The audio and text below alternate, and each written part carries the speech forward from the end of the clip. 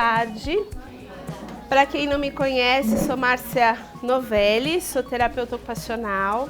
Queria agradecer ao GT de Neuropsicologia, que organizou, dentro da Abrato, né, que organizou esse evento. Realmente é um prazer estar aqui com vocês. Eu estava aqui de manhã e a Fabrícia não está aí, mas eu fiquei muito encantada com a palestra dela. E queria dizer que compactuo da ideia dela, da Bia, das Patrícias, da Adriana, dizendo que, para mim, eu sou uma professora universitária, então produzo conhecimento, pesquisa acadêmica, mas eu não acredito em pesquisa sem prática, né? Eu sou uma profissional também. Na área acadêmica eu ainda atendo, tem alguns ex-alunos aqui que sabem que eu ainda atendo, e eu acho importante a gente, dentro da terapia ocupacional, começar a alimentar essas duas frentes, a área acadêmica, que vem sustentar a nossa prática. Por conta disso, eu vou apresentar um pouquinho do que eu estudei no meu pós-doutorado, que é um programa específico de cuidado em demência, que chama Programa Personalizado de Atividades. O nome original dele é TEP e a gente colocou o BR porque é a versão brasileira deste programa. Originalmente esse programa foi criado nos Estados Unidos pela doutora Laura Glittin, que é uma antropóloga com doutorado em sociologia. E aí eu vou estar trazendo um pouquinho alguns dados específicos do programa, mas vou tentar me centralizar dentro do estudo de caso, que essa foi a demanda que nos foi pedida. Sem fazer muita autopromoção, que eu acho que esse slide parece isso, né? Eu me promovendo. Eu só queria dizer para vocês que atualmente eu estou no campus Baixada Santista, no curso de terapia ocupacional da Unifesp. Então, quem precisar de alguma informação relacionada à gerontologia, ao processo de envelhecimento ou propriamente às demências, a gente está lá, vocês podem entrar em contato. Mas uma coisa que para mim é importante dizer, para mim é fundamental, na verdade, dizer, tudo isso aqui, ó, que eu já fiz, só foi possível porque eu tenho esses outros papéis aqui, de esposa, mãe, amiga, filha postiça, entre outras coisas, que são que realmente me sustentam para eu fazer isso aqui. Então, esse sorriso feliz é porque eu tenho esses papéis além de CTO. Né? Para mim, a minha família é muito importante, quem me conhece sabe disso. Então, o que eu vou falar? Eu vou apresentar o programa, vou trazer um estudo de caso e vou fazer umas considerações finais. Vou tentar ser o mais sucinta possível, vou ver se eu consigo dar conta de reduzir o tempo para a gente poder ter tempo para outras pessoas. Então, como eu já disse previamente, o Programa Personalizado de Atividades é a versão em português do Taylor Activity Program, que é um programa que foi criado nos Estados Unidos. Ele é um programa de intervenção específico da área de terapia ocupacional, que utiliza a abordagem de intervenção domiciliar. Então, as ações todas feitas com o idoso e com o cuidador são feitas no domicílio. Ele faz uso intencional, ele na verdade utiliza o uso intencional da atividade como estratégia de cuidado. Então, quem é o profissional hoje dentro da equipe de saúde que realmente utiliza a atividade como estratégia de cuidado? Só o terapeuta ocupacional. Na verdade, o que eu acredito é que o terapeuta ocupacional tem a expertise para fazer isso, ok? Ele é um programa que se desenvolve a partir de 9 sessões. A versão brasileira são 9 sessões, a versão original são 8. E a partir de todos os estudos que foram feitos até o momento, né, a gente incluiu uma sessão a mais, porque a gente viu que para a nossa realidade isso era importante. São sessões com 1h30 de tempo de atendimento e o intervalo entre essas sessões ele é variável, pode ser semanal ou quinzenal. A proposta é que essa intervenção ela ocorra por um período de 3 a 4 meses. Num outro slide eu vou poder detalhar isso melhor. E o que traz, né, para mim, a perspectiva de efeito desse programa, isso no sentido de dizer que ele funciona, que ele tem resultados positivos, que ele é eficaz e efetivo no trabalho que ele se propõe a fazer, é porque ele é personalizado. Então, quando eu for propor as atividades para o idoso, eu não vou propor qualquer atividade e também não vou propor uma atividade que venha da perspectiva do terapeuta ocupacional. Essa é a grande diferença. Essa atividade vem da perspectiva do idoso. Ele vai dizer para a gente o que ele quer fazer e também da perspectiva do cuidador. Então, é isso que para mim faz toda a diferença.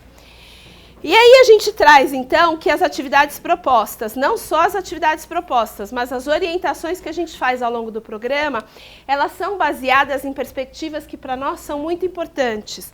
Os interesses prévios desse idoso e desse cuidador e de acordo com as demandas que a gente identifica no espaço aonde a gente vai atender. Ele tem 2 enfoques prioritários. Muito importante da gente ter clareza nesses 2 enfoques. O primeiro enfoque é garantir o envolvimento e o engajamento dos idosos com demência em atividades adequadas à capacidade dele. Então aqui a gente muda um pouco a perspectiva no sentido de que meu objetivo também é estimular, mas esse não é o meu objetivo central. O meu objetivo central é que ele faça atividades que estejam adequadas à capacidade dele. A estimulação é consequência. Está claro para vocês? Não sei aqui quem trabalha com demência, mas para quem trabalha com demência faz todo sentido, né? E uma outra perspectiva que muda o paradigma de atuação em demência é que a gente vai mudar o foco de atuação. Normalmente a gente trabalhava na perspectiva de estimular o idoso, de trabalhar com as capacidades que ele ainda tinha preservadas e orientar o cuidador para que ele possa ter essa clareza de como é o perfil funcional desse idoso e ajudar na estimulação. Especificamente, neste programa, a gente ensina o cuidador a manejar a atividade como estratégia de cuidado. Então, é uma perspectiva de atenção, de educação do cuidador para que ele possa fazer as atividades com o idoso em casa. Tudo bem? Ele é um programa estruturado, sistematizado. Por ser um programa estruturado e sistematizado, ele tem o manual... Opa, desculpa. Volta. Aqui, pronto. Ele tem um manual de intervenção, uma pasta de documentação, um manual educativo para os cuidadores. Todo este material passou por todas aquelas fases que a Patrícia falou no estudo de adaptação transcultural, as 2 Patrícias, e são materiais muito extensos. Então, a gente, antes de começar a aplicar, a gente fez todo o processo de adaptação transcultural dos materiais e do método.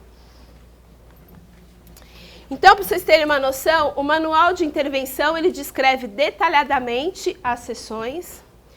A pasta de documentação, ela é individualizada. A pasta de documentação tem 158 páginas. E ela é individualizada para cada caso. O objetivo dessa pasta é registrar todas as informações do processo de intervenção e ajudar no raciocínio clínico do profissional. Tem algumas pessoas aqui que já fizeram treinamento TEP, então as pessoas sabem disso. É gigante o material, não é? É bem grande. Hã? Até hoje eu não consegui ler desde dezembro. Mas então, você não fala isso pra mim que eu vou ficar brava. E tem um material que é um material educativo que você dá para o cuidador familiar, onde você trabalha ao longo do desenvolvimento do programa informações que são importantes, que ou o cuidador te traz ou você identifica no processo e na relação de cuidado que ele precisa entender para lidar melhor com a doença. Então esse é um material que fica na casa do cuidador, ok? O programa também pressupõe que você tem um outro material educativo. No programa original a gente tinha um livro que era inviável da gente traduzir, né, o manual de intervenção, a pasta de documentação, e esse material a gente conseguiu traduzir e adaptar. E aí a gente fez uma opção de trocar o livro. Originalmente no programa, esse livro é o livro da Associação Americana de Alzheimer, e a gente usou exatamente a mesma estratégia. Utiliza o livro da Associação Brasileira de Alzheimer, okay? Que é um material educativo. Então, o programa ele se desenvolve em 3 fases, ok? O número de sessões em cada fase ele pode ser flexível, mas ele não pode ser dobrado, triplicado e etc., porque senão você descaracteriza o modelo, Tudo bem? Então, a primeira fase, o enfoque é a avaliação. E aqui é interessante a gente poder pensar que tipo de avaliação a gente quer. Porque dentro do programa TEP, as avaliações acabam tendo uma dimensão diferente dessas avaliações que a gente discutiu aqui no período da manhã. Enfaticamente, a gente avalia o idoso, os cuidadores e o ambiente. Quando a gente está falando aqui do idoso, é importante a gente ter clareza e percepção de que o que a gente quer nesta avaliação é identificar potencialidades e não o que ele não faz mais. Por que potencialidades? Porque como é um programa onde você vai adaptar a atividade para a capacidade residual que esse idoso tem, você precisa saber o que ele ainda consegue fazer, para além do que ele não consegue fazer, porque as atividades vão ser direcionadas na perspectiva dele conseguir fazer aquilo que você está propondo, ok? É importante a gente ver que muitas vezes a gente pensa no raciocínio clínico de TO a proposição de atividades a partir do nosso background, da gente pensar o que vamos oferecer de atividades estimulativas para esse idoso. Dentro deste programa, o enfoque é outro. Então, a gente tem uma avaliação aqui de interesses prévios do idoso, do que ele gostava de fazer antes, porque você vai usar essas atividades que ele gostava de fazer antes como uma premissa para você propor as atividades. Então, é um resgate de coisas que muitas vezes nós TOs esquecemos que a gente pode caminhar nessa direção, principalmente em pacientes crônico-degenerativos, ok? Aqui tem uma estratégia bastante importante, porque quando a gente vai avaliar o cuidador, o que eu quero saber do cuidador? Eu quero saber que estratégias ele usa para interagir com esse idoso, eu quero saber quais são as demandas que ele tem de dificuldades com esse idoso. E também no programa tem um documento que a gente chama de nível de prontidão a mudanças. Para mim, dentro do programa, esse é o documento mais importante, porque você consegue identificar aonde esse cuidador está em relação à potencialidade dele de mudar comportamentos, de se disponibilizar para fazer o que você, terapeuta, está recomendando. E a avaliação ambiental nada mais é do que você avaliar o espaço físico aonde as atividades que você vai propor serem realizadas acontecerão. Então, você não vai fazer uma avaliação da casa inteira do paciente. Você vai fazer uma avaliação ambiental do local aonde as atividades que você está prescrevendo, propondo, vão acontecer. Aí a gente vai para a segunda fase. Então, a segunda fase é a fase de prescrição de atividades. É importante falar que aqui a frequência é semanal do atendimento, mas aqui não, aqui é quinzenal. Então, a partir de tudo que você colheu aqui na avaliação, você vai propor 3 atividades. E aí essas atividades elas vão sendo implementadas uma a uma. Eu só mudo de atividade se a primeira atividade tiver sido implementada. E é importante que aqui a gente pensa num espaço de 15 dias por conta de dar tempo para esse cuidador praticar a atividade com essa pessoa em casa. E é curioso a gente pensar, nossa, em 15 dias eu posso propor para o idoso fazer a atividade 10 vezes, 8 vezes. 7 vezes, isso não é a nossa realidade. Às vezes, quando a gente volta, ele fez atividade 2 vezes nos outros 15 dias. E aí a gente vai falar, como assim não fez? Porque a gente está mudando hábitos, a gente está instaurando uma nova rotina dentro da rotina de cuidado. E isso é difícil, não é fácil. Então, aqui a gente trabalha com a implementação. A fase 3 entra um processo que é bem importante de generalização, aonde o cuidador, vocês lembram que o enfoque aqui não é o idoso, então não estou falando das capacidades do idoso, de generalização das capacidades do idoso, porque isso em demência não acontece, mas eu estou falando de generalização de tudo que a gente ensinou para os cuidadores familiares, porque eles são o foco da atenção. Está claro? Faz sentido? Então aqui a gente tem 2 sessões que a gente trabalha a questão de tudo que a gente ensinou aqui para 2 grandes momentos. Se esse idoso piorar, a gente sabe que ele vai piorar, porque demência é uma doença crônico-degenerativa, então ele vai simplificar as atividades que ele aprendeu, as 3 atividades que ele aprendeu aqui, para um contexto onde esse idoso piora, e depois, na última sessão, ele vai ainda trabalhar com tudo que ele aprendeu aqui para situações que ele acha desafiadoras na vida dele de cuidado, especificamente com idoso com demência. Tudo bem? Até aqui? Retomando, frequência semanal, frequência quinzenal, frequência semanal.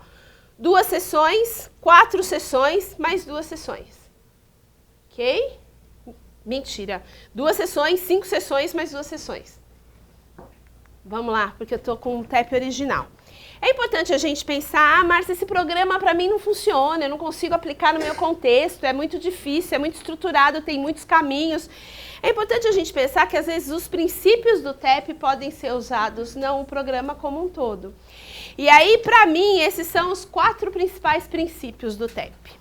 O primeiro, a abordagem não envolve aprendizado de novas atividades. A gente tem que ter clareza de que a gente está trabalhando com pessoas que têm uma dificuldade de aprendizado, porque têm problemas de memória, né? Então, a gente circula por um repertório de atividades prévios.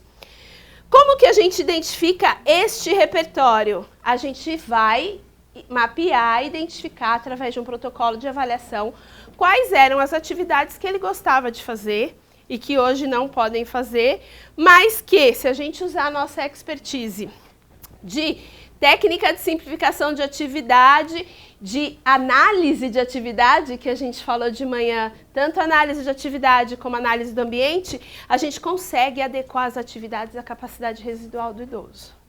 Então, são raras, muito raras as atividades que a gente não consegue adequar.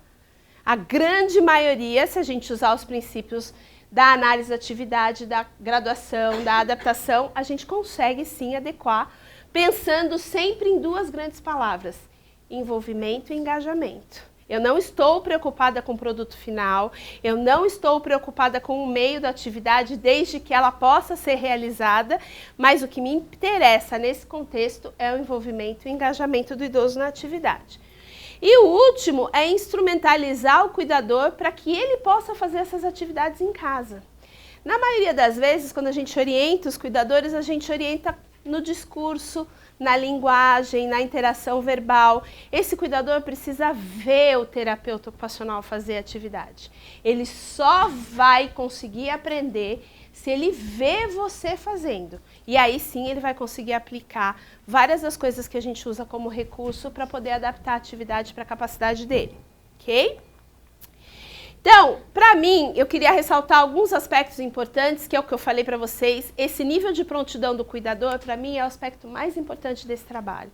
Dependendo do estado de nível de prontidão, eu nem começo a aplicar o TEP. Eu tenho que fazer outros trabalhos anteriores para poder começar a aplicar esse programa.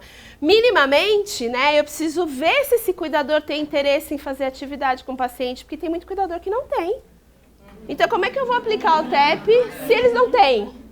Né? Mas aí eu começo um trabalho de conscientização do grau de importância de atividade para ele idoso e para ele cuidador, para ver se eu consigo melhorar esse nível de prontidão para poder mudar. É importante, eu gosto muito dessa pergunta, muitas vezes o terapeuta ocupacional ele se empodera com o conhecimento que ele tem, com os anos de experiência, achando que a hora que ele vai chegar na casa do paciente ele vai ter clareza do que precisa fazer. Não estou dizendo que a gente não tem esse poder, viu, gente? A gente tem, né? Não é possível. Eu tenho 27 anos de experiência, eu tenho um background grande. Mas é importante eu perguntar para o familiar, para o cuidador, como eu posso te ajudar? E aí eu uso o meu background a favor dele. E já não chego lá despejando a minha panelinha de recursos, porque eu acho que eu sei o que ele precisa. Então, isso aqui também é um diferencial. Então, é importante a gente ver se o cuidador tem interesse e disponibilidade para fazer as atividades, porque se ele não tiver, essa ferramenta do programa não vale, né?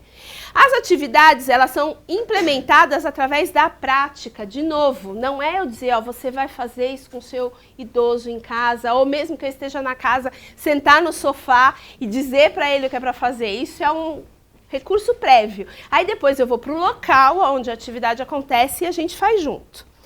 E é importante a gente pensar que todas as estratégias de cuidado que são discutidas, elas são exemplificadas. O cuidador precisa ver você fazer. Então a gente fala, por exemplo, para o cuidador, use frases curtas. Mas não mostra o que é uma frase curta. E ele pode achar que uma frase, vamos tomar banho porque a Alicia está te esperando, É uma frase curta para ele. Então a gente tem que mostrar no concreto o que são as coisas. E aí, a literatura mais atual tem mostrado para a gente que as propostas de terapia mais eficazes são aquelas que trabalham na perspectiva de identificar o que a gente pode mudar. Se a gente continuar tentando trabalhar na perspectiva de resolver outros problemas que não são modificáveis, a chance da gente errar e de não ser eficaz é muito grande. O que o TEP modifica? Estratégias de comunicação e interação, o ambiente e as atividades para a capacidade residual do idoso, conceitos e crenças dos cuidadores familiares quanto ao uso da atividade como estratégia de cuidado, pensando, de novo, em engajamento e envolvimento. Eles querem que os idosos voltem a fazer as atividades do jeito que eles faziam antes. Isso não vai acontecer. Não vai, ponto. Então a gente tem que mostrar para eles que o engajamento e o envolvimento é mais importante do que voltar a fazer sozinho. E como esse engajamento e esse envolvimento pode sim ser uma estratégia de estimulação. Não é esse o enfoque do programa, mas sim, isso é possível. Implemente estratégias de cuidado para os cuidadores, então é importante que no programa, quem conhece ou vocês que estão conhecendo, a gente estabelece na primeira sessão uma estratégia de redução de estresse para o cuidador, a gente identifica com o cuidador qual seria essa estratégia para ele usar como recurso de autocuidado, né? E o enfoque maior, então, é a educação do cuidador familiar. Então, vamos no caso. Quanto tempo eu tenho? 5 minutos pro caso? Mas você tá me sacaneando. Né? Eu tinha 40... Eu tô com a plaquinha aqui de 10. Tá bom. Vamos lá, gente. Se eu vou me fingir de boba. Né? Não vou falar que eu vou fingir demência, porque isso me irrita, hein? Já tô avisando que isso tá virando um jargão e eu acho isso um absurdo. Entendeu? Mas então eu vou me fingir de boba, não que eu tô fingindo demência. Então, ó, a gente tem um caso, queria já dizer para vocês que eu tenho autorização da sua cuidadora para poder apresentar os casos, as informações específicas, tá? Mas eu peço que isso fique aqui, para o nosso fórum. Esse é o meu caso, não o caso de vocês, ok? Tudo bem? Então, ó, a gente tem o seu Geraldo, 74 anos, 11 anos de escolaridade, ó, esquece esse S porque isso é cansaço. Casado, pai de 3 filhos, ele foi marceneiro, eletricista e construía gaiolas de palha como hobby ao longo da vida dele. Ele tem um diagnóstico de demência da doença de Alzheimer há 4 anos. Ele é cuidado pela esposa, Dona Conceição, que é uma senhora de 64 anos, pedagoga. Ela lecionava para crianças especiais e no momento que a gente aplicou o TEP, ela estava de licença médica porque tinha Leri Dort na região dos membros superiores. Não me lembro se era no ombro, se era no punho, mas era no membro superior, ok? Os terapeutas da reabilitação física não me xinguem, tudo bem? E eles moram em um apartamento de 2 quartos e durante o dia, 3 netos deles vão passar a tarde com eles. Tudo bem? Algumas informações importantes. Como o foco é o cuidador, eu falo sempre primeiro do cuidador e depois do idoso, ok? Então, dados de avaliação da Dona Conceição. Logo no começo, ela coloca que eles têm muita dificuldade, né, para lidar com a ociosidade do seu Geraldo, ele não faz mais nada em casa, né? Então ele fica o dia todo largado no sofá, assistindo televisão, brigando com as crianças, porque as crianças são bastante agitadas. Uma criança de 4, outra de 6, outra de 8. 2 irmãos, o de 4 e o de 6, e o de 8 mais velho é neto, filho de um outro filho, ok? E a dificuldade maior que ela fala, além da ociosidade, é o distúrbio de sono do seu Geraldo. Seu Geraldo acordava 5 vezes toda noite para fazer xixi, né? E ela acordava junto, né? Porque ele tem uma dificuldade, depois vocês vão ver, de equilíbrio, ele caiu e aí ele se mexia na cama e ela acordava. E aí, quando ele levantava para fazer xixi, era um problema. E dificuldade para lidar com os netos. O agito das crianças deixava o seu Geraldo muito nervoso, muito irritado. Lembrem-se que o apartamento... 2 quartos, sala, cozinha e banheiro. Esse é o apartamento, ok? A cuidadora dizia para mim que se sentia muito cansada e que não conseguia fazer nenhuma atividade com ele, Geraldo, porque ele está ocioso. Esse é um instrumento que avalia o estresse, a ansiedade e depressão do cuidador. Ele é um instrumento novo, tá? Que foi disponibilizado agora, recentemente, acho que o artigo dele é de 2014, que trabalha com estados emocionais de cuidador. E a dona Conceição tinha 112 pontos nesse instrumento. Isso é uma pontuação muito alta. Ela estava no momento de ansiedade, depressão e estresse considerados muito graves, mostrando que ela realmente estava bem fragilizada. Né? Se vocês quiserem, depois eu posso mandar o manual, o instrumento para vocês poderem conhecer, porque ele já está disponível por português. E a dona Conceição, especificamente no processo de avaliação, a gente percebeu que ela usava muitas estratégias negativas de comunicação. Principalmente, ela criticava o comportamento do seu Geraldo, ela repetia as informações várias vezes, sem dar tempo para ele processar, e ela tentava argumentar para tentar fazer ele entender o que era para ela fazer. Isso qualquer cuidador faz de demência, a gente sabe que isso é rotina, né? Ainda dados de avaliação. A rede de suporte da dona Conceição era uma empregada que a dona Conceição fala que é um anjo, que é a Zélia, que ajudava ela a cuidar do seu Geraldo e um dos 3 filhos que ela tinha, que é a Rita, a filha, que era a mãe dos 2 menores, ok? Que ficavam lá. Pensando que eu falei para vocês que o nível de prontidão é importante, ela tinha o nível 2. Então, ela percebia, ela tinha consciência de que existia um problema. Ela tentava entender o que estava acontecendo com o seu Geraldo, mas ela não entendia que a doença tinha uma característica progressiva e degenerativa, tanto que eu cheguei lá, ela virou para mim e falou assim: Márcia, você é o anjo que está chegando para curar o Geraldo. Aí eu falei assim, meu Deus do céu, eu não tenho esse poder, mas eu vou ter que mostrar para ela o que eu realmente fui fazer lá. Seu Geraldo, ele tinha um Mini-Mental de 16 de 30, ele era totalmente independente nas atividades básicas, mas totalmente dependente nas AIVDs. Ele tinha 10 alterações de comportamento, né, ao longo da avaliação. Ele tinha boas habilidades sociais e tinha um TUG de 20 que mostrava que ele tinha um problema de equilíbrio. Eu estou tentando ir rápido, tá, Alice? E aí, o que a gente fez, então, a partir dessas informações, seguindo a perspectiva do TAP, dos direcionamentos do TAP? Primeira coisa que a gente foi fazer é pensar na técnica de redução do estresse, porque ela estava no limite dela. E a gente identificou que uma técnica que ela poderia usar, que já é proposta no programa, é a técnica da respiração profunda, né? E isso já foi iniciado no primeiro atendimento. Não achem que ela começou a respirar profundamente todos os dias, várias vezes por dia, porque isso não é verdade. E que nem o estresse dela diminuiu de 5 para 0, porque isso também não é verdade. Isso é uma implementação de hábito. Ela foi praticando e foi vendo que funcionava, mas nunca ela praticou todos os dias, várias vezes por dia, ok? As orientações que a gente deu para a cuidadora sobre como fazer as atividades com o seu Geraldo envolviam basicamente essas áreas. Organização do ambiente, é importante a gente saber organizar o ambiente para ele fazer a atividade. O uso de reforços positivos, lembrem-se que ela criticava e a gente queria que ela usasse estratégias positivas de comunicação.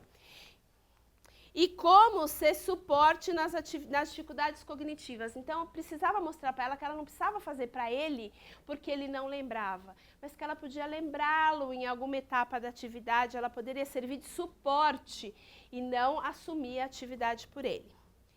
E aí, a gente trabalhou muito fortemente em estratégias positivas de comunicação, que são bem básicas, uso de frases curtas, quebra de instruções, utilização de demonstração da atividade. Então, eu mostrei para ela como demonstrar para o seu Geraldo como fazer, em vez de ficar trabalhando só no discurso, né? De tentar ignorar os erros, porque o cuidador precisa aprender muito fortemente que inverter uma etapa da outra não necessariamente compromete o produto final e que tudo bem se ele inverter, que ele não precisa fazer do jeito que eu acho que tem que fazer, tudo bem? E ainda que foi um trabalho bem executado com eles, que foi o que eu mais gostei, né? A gente trabalhou com os netos e com a família orientações quanto ao entendimento da doença e da condição do seu Geraldo. as crianças ficavam lá de segunda a sexta. Não ia ter a menor condição de eu tirá-las do espaço para ele fazer atividade. Então, a minha estratégia foi de realmente trabalhar com a Dona Conceição, com a Zélia, que era o recurso de suporte da Dona Conceição, e com os netos, o que está acontecendo com o seu Geraldo. E a gente sabe, especificamente aqui na orientação para os netos, que hoje a gente tem materiais infantis, dizendo com muita clareza, através de desenhos, numa linguagem acessível, o que é o Alzheimer para a criança, o que é demência para a criança. E a gente usou esse material fazendo uma roda de conversa só com as crianças. Nessa roda de conversa os adultos não estavam, porque a linguagem é diferente, o acesso à informação é diferente. Aí também, como eu falei, trabalhamos com a Dona Conceição, os netos e a Zélia, e uma coisa que foi muito importante para a Dona Conceição, que a gente não considera nem nós, terapeutas ocupacionais, acho que a gente precisa olhar para isso, para nós, terapeutas ocupacionais, que é a questão da importância do autocuidado. Então a gente tem que cuidar da gente para poder entender por que o outro precisa cuidar dele. Né? Isso é uma reflexão que, no meu ponto de vista, é bem importante. E aí, o que a gente prescreveu dentro do TEP para o seu Geraldo? Ele trabalhava com marcenaria, então a gente pensou em trabalhar com atividades ligadas à marcenaria. E a gente pensou em fazer atividades que ele pudesse interagir com os netos, já que eles ficavam a tarde inteira lá. Entendeu? Não ia trancar seu Geraldo na casa e deixar no quarto e deixar as crianças na sala, ou ao contrário, que seria impossível. E também no inventário a gente descobriu que ele gostava muito de música. Então o que a gente propôs? As 3 atividades que nós propusemos baseado nos interesses do seu Geraldo, não no que eu, terapeuta ocupacional, queria fazer. A gente pensou na caixa de palito de sorvete, que é essa aqui. Na música, então, a gente preparou 3 CDs com um repertório de músicas que ele gostava, para eles poderem ouvir. E foi muito legal que inicialmente era para ouvir e seu Geraldo cantar. E aí, no meio do tratamento, Dona Conceição mandou um vídeo deles dançando. Dançando como? Seu Geraldo, vocês vão ver a foto dele, ele tem 1,90 m e ele tem um problema de equilíbrio. Como eles dançavam? O seu Geraldo mexia no sofá e a Dona Conceição na frente dele, dançando com ele. Então, é isso que a gente tem que ter clareza quando eu falo de engajamento e envolvimento. Ele não vai levantar e dançar meia hora, 1 hora, mas ele pode participar da atividade de alguma forma com a capacidade que ele ainda tem. Ok? Esse é seu Geraldo, olha que lindo. Né? É interessante que a gente propôs isso aqui. Quando eu propus isso aqui, os palitos não estavam pintados, viu? A pintura do palito já foi a Dona Conceição e seu Geraldo implementando modificações na atividade original que eu propus. Então, eles acabaram achando que estava sem graça o palito, né, branquinho, e aí eles começaram a produzir caixinhas coloridas. Olha que legal. Além das caixinhas, isso aqui também não fui eu não, tá? Isso aqui foi a cuidadora que chegou e falou assim, eu não posso trabalhar com outros materiais de madeira, numa outra perspectiva para o Geraldo poder se sentir bem? Então, vocês veem que ela vai ampliando o mini escopo do que eu dei de uma possibilidade. Isso é o mais legal do trabalho. Então, no final, o seu Geraldo melhorou 3 pontos na cognição, mas eu não fico muito animada com isso não, porque eu acho que, na verdade, ele teve a chance de poder exercer capacidades que estavam adormecidas ainda e etc.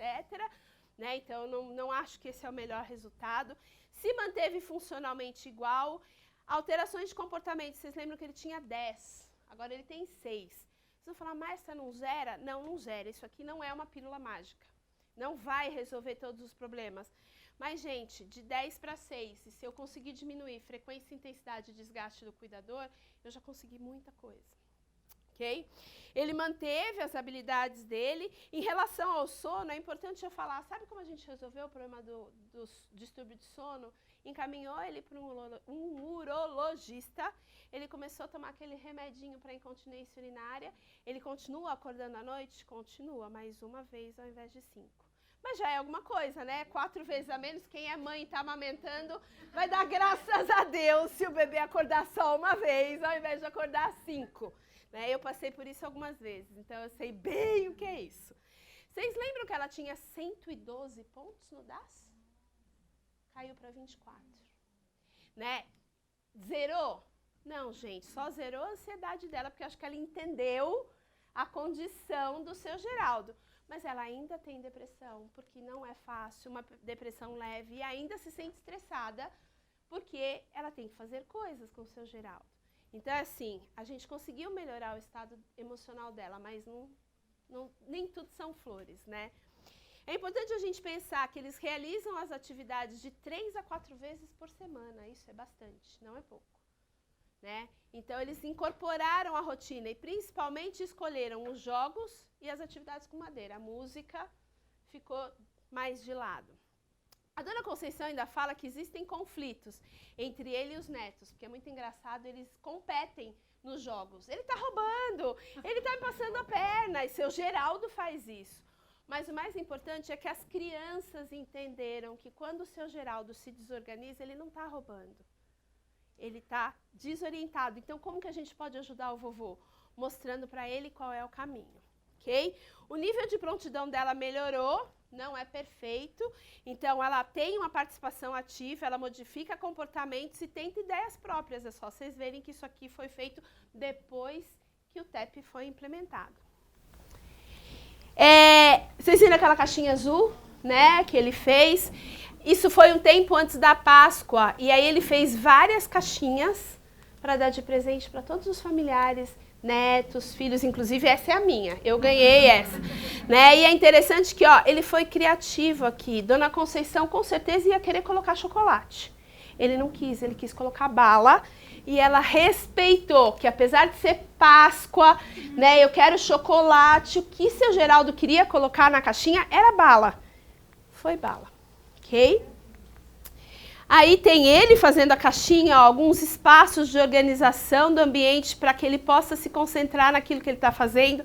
Quem fez essa caixinha sabe que uma hora a gente coloca o palito de um lado, outra hora do outro inverso.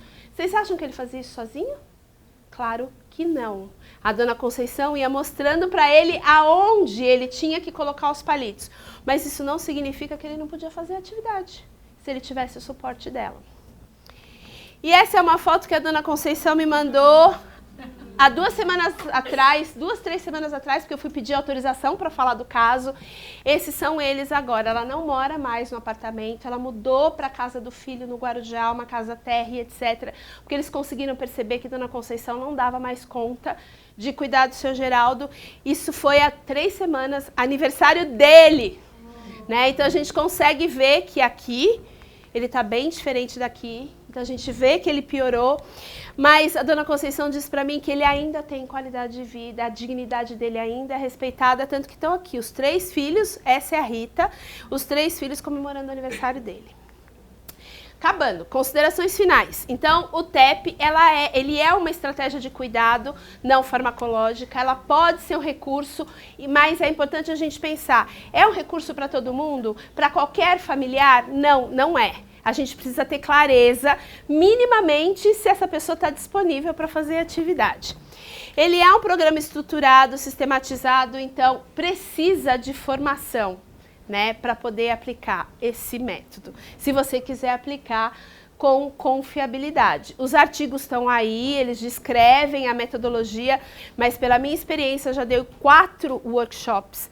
Todos os terapeutas, inclusive terapeutas experientes, falam para mim, não, Márcia, a gente precisa treinar e praticar, porque é uma mudança de paradigma. A gente tem a tendência de funcionar na perspectiva de querer estimular as habilidades, de querer que ele minimamente melhore, e esse não é o enfoque do TEP, ok?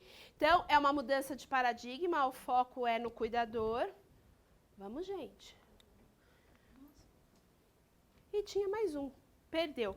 E aí, na verdade, o que eu estou querendo dizer para vocês, que ele é um recurso. Ele é um recurso potente e importante. Eu fiz uma escolha de não trazer dados científicos de efetividade, de efeito do TEP, porque não era essa a proposta do workshop. Acho que era melhor trazer um estudo de caso para vocês poderem entender melhor como que a gente aplica os princípios. Quem quiser acessar os artigos, já tem 2 artigos nacionais que a gente produziu do TEP-BR e mais um que acabou de sair da Alexandra Martini, que também trabalha com o TEP-BR junto. Cadê a Patrícia? As Patrícias e a Adriana lá no IPQ. Ela conseguiu aplicar esse método numa versão hospitalar, ambulatorial, né? E eu trabalhei em casa, então esses materiais já estão disponíveis para vocês acessarem, tanto o artigo da Alexandra como os meus. Se vocês tiverem dificuldade, é só pedir, esse é meu e-mail, vocês pedem e a gente manda para vocês, inclusive o da Alexandra, eu tenho em casa, já li o trabalho dela, então posso disponibilizar, tá bom? Obrigada, gente!